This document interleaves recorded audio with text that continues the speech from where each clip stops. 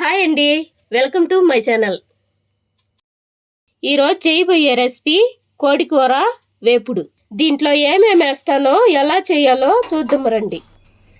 First stove వెలిగించి దాని మీద ఒక కడాయి పెట్టుకోవాలండి.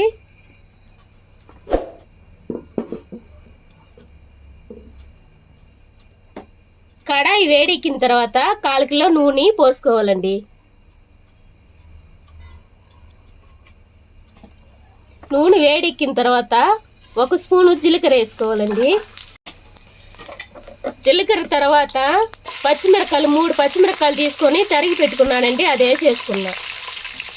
ఇప్పుడు 3 ఉల్లిగడ్డలండి తరిగి పెట్టుకొని వేసుకుంటున్నా. వేసుకున్న తర్వాత కలుపుకుంటున్నా. బాగా కలుపుకోవాలండి.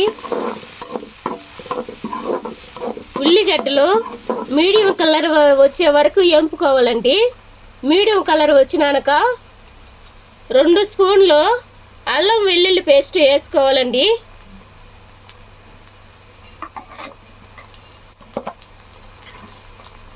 వేసుకున్న తర్వాత బాగా వేయించుకోవాలండి.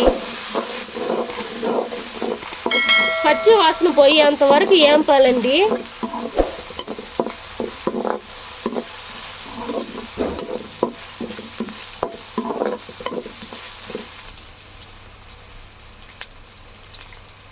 ఇప్పుడు కడిగి పెట్టుకున్న కోడి కూర వేసుకుంటున్నా.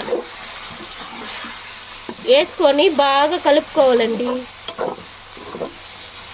ఇందులో నీళ్ళు వస్తాయండి, బాగా కలుపుకోవాలండి.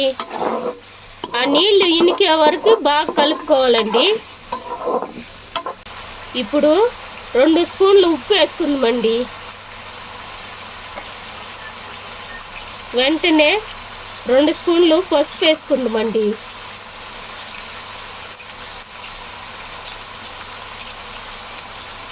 పసుపు వేసుకున్న తర్వాత బాగా కలుపుకోవాలండి.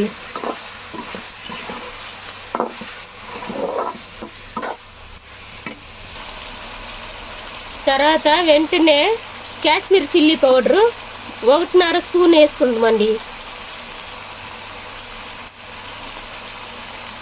వేసుకున్నాక ఒకసారి కలుపుకుందాం.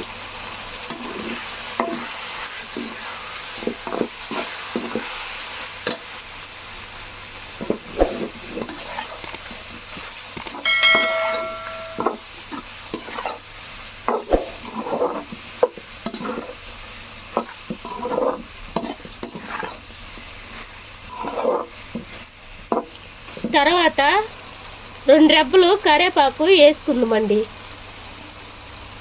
వేసుకున్నాక కలుపుకుందామండి. బాగా కరివేపాకు కూరలో బాగా కలవాలండి.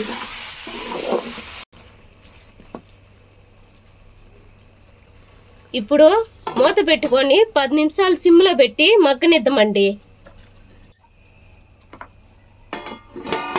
ఇప్పుడు మూత తీసి మగ్గిందా లేదా చూద్దామండి.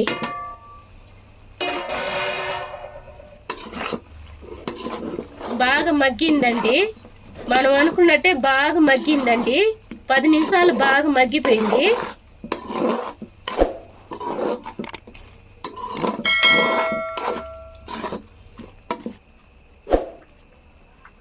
ఇప్పుడు ధనియాల పొడి 2 స్పూన్లు వేసుకుందామండి.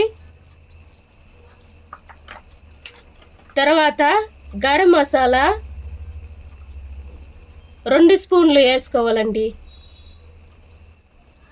వేసుకున్న తర్వాత బాగా కూరకు పట్టేటట్టు కలుపుకోవాలండి. బాగా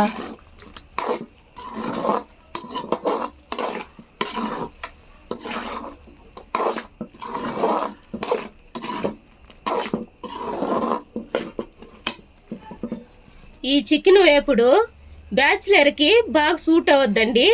బ్యాచిలర్ సింగిల్గా ఉండే వాళ్ళు అంతా చేసుకొని తినొచ్చు. సింపుల్ రెసిపీ అండి ఇది. ఇప్పుడు రెడీ అయిపోయిందండి. సగం కట్ట కొత్తిమల్లి తరిగి పెట్టుకొని వేసుకుంటున్నా. వేసుకొని కూర బాగా కలుపుకొని దింపుకోవటమేనండి. చికెన్ వేపుడు రెడీ అయిపోయిందండి. ఇప్పుడు దింపుకోవటమే.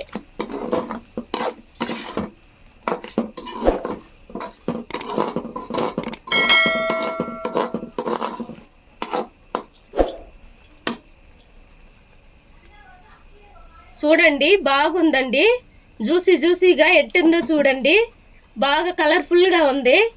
ఎన్ని డిష్లకు పనికి వస్తుందండి ఇది. ప్రతి ఒక్క దాంట్లో మనం వేసుకొని తినొచ్చు. చికెన్ వేపుడు రెడీ అయిపోయిందండి.